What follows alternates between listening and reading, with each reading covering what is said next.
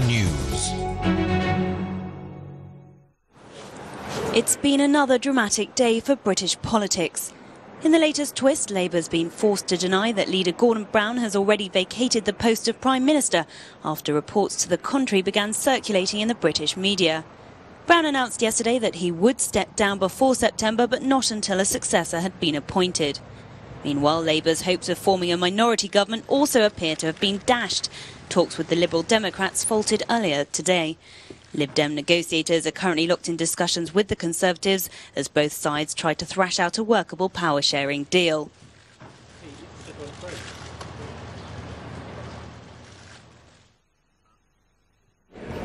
Financial market enthusiasm quickly faded for the emergency aid package designed to prevent the spread of a Eurozone debt crisis. As investors began to doubt the long-term effectiveness of the plan, Europe's major stock markets were in negative territory, with the exception of Frankfurt. The relief rally ran out of steam as investors again focused on the structural problems plaguing the Eurozone. Madrid, yesterday's strongest performer, was the region's biggest loser. Spain, along with Portugal, has some of the same budgetary concerns as Greece, and traders said that there's still a lot of belt tightening to be done.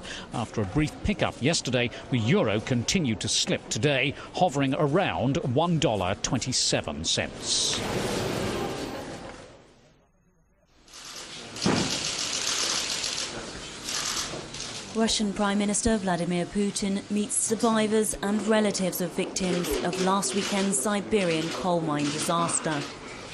He's ordered a detailed investigation into the causes of the accident and says lessons must be learnt to avoid a repeat of such tragedies in the accident-prone industry. Safety's been brought into question in many of Russia's mines, and there have been repeated calls for standards to be tightened. Fears of flooding have complicated efforts to try to free 47 miners still missing in the Raspadskaya pit in western Siberia, located 3,000 kilometers east of Moscow. 19 rescuers who entered the network of tunnels after the initial explosion were among more than 40 people known to have been killed after a suspected build-up of methane gas caused two blasts just hours apart.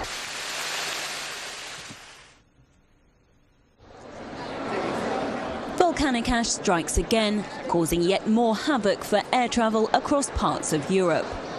Flights were grounded in southern and central Spain, Morocco, Portugal and the Canary Islands as the ash cloud from Iceland swept across the Iberian Peninsula on Tuesday. European Air Traffic Agency Eurocontrol has warned the cloud will move into southeastern France later in the day, prompting fears of more disruption. Meanwhile, the Eyjafjallajökull volcano is continuing to spew dust and ash into the atmosphere. Particles from the ensuing cloud are believed to damage plane engines, which has resulted in thousands of flights being disrupted since the volcano started erupting last month. The Pope has said the abuse of children by paedophile priests shows that the greatest threat to Catholicism comes from sin within the Church. The statement, the most comprehensive by Benedict since a wave of fresh sex scandals broke 2 months ago, came ahead of a state visit to Portugal. Speaking on the plane before travelling to Lisbon, the 83-year-old German pontiff said, "Today we see in a truly terrifying way that the greatest persecution of the Church does not come from outside enemies, but is born of sin within the Church."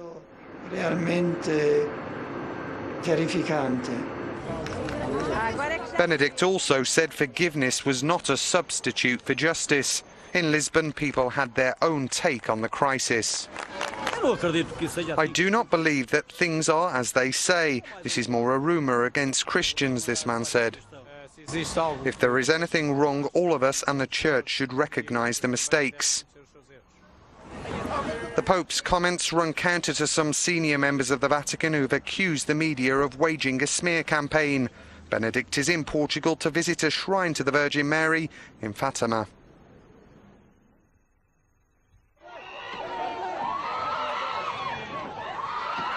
Iraq is burying its dead after suffering its bloodiest day of attacks this year. A wave of suicide bombings and car bombs hit several targets across the country, killing 120 people and injuring hundreds more. 3 bombs went off in Hilla alone, 50 people dying in this Shiite city.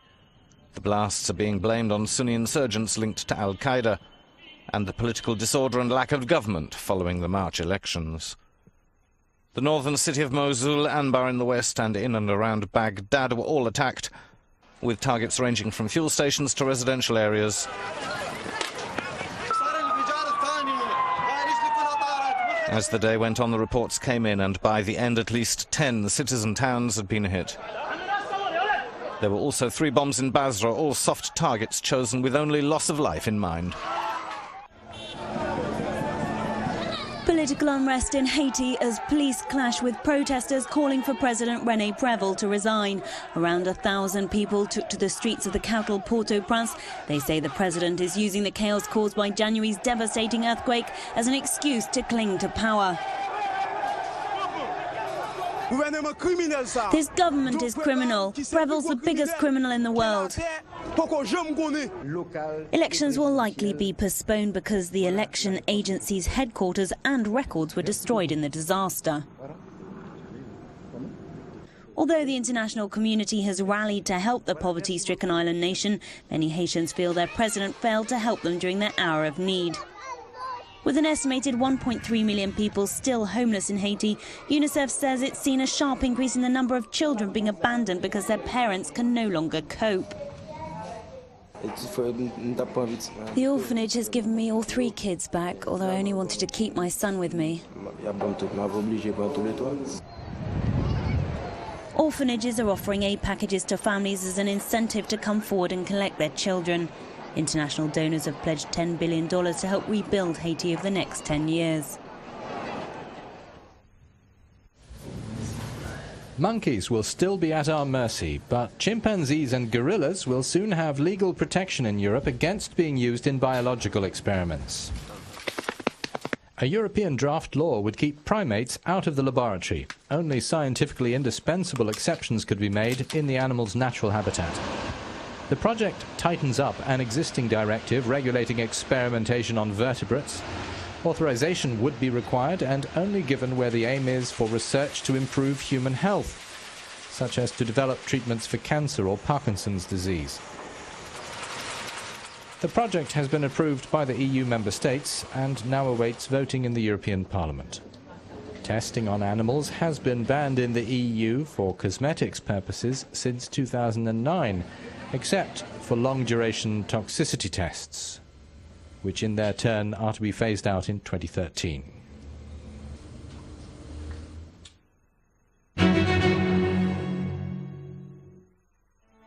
Taking a journey into the world of